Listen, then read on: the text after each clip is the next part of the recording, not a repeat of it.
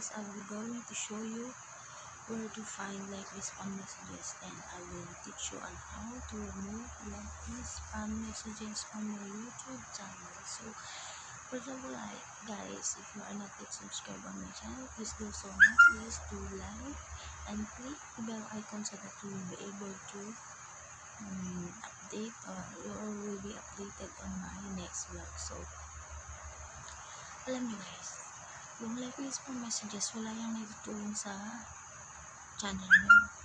At ano nga ba ang like list spam messages? Ito yung mga messages na hindi dapat o hindi naman angkop dun sa video na napanood mo.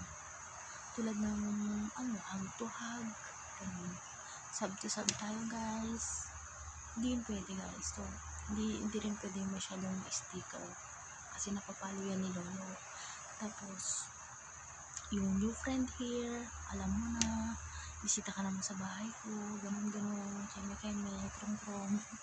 So, dapat hindi natin yung gagawin guys, kasi malaki yung epekto nun sa YouTube channel ng taong pinag-commentan mo. Yung walang maitutulong yun. So, kapag dumikit ka sa kanya, hindi rin yun didikit, kasi manonotice ni Lolo na nakikipag-sub ka, kaya tatanggalin din niya yun. Matalino si Lolo. So guys, ito na. So kung gusto nyo malaman kung paano makikita at tanggalin ang like list spam messages, stay tuned and here we go.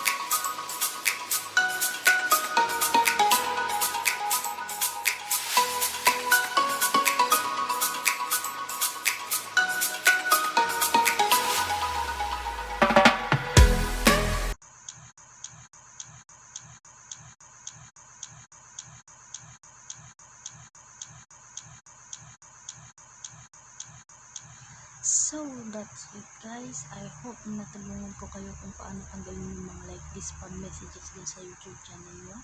And if you really find my tutorial really helps you, please do like and subscribe. And don't forget to share guys ha, para malaman din ng ibang YouTuber. Lalo na kung may community na kayo na.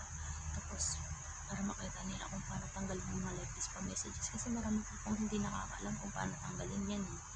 Marami pang hindi nakakaalam kung saan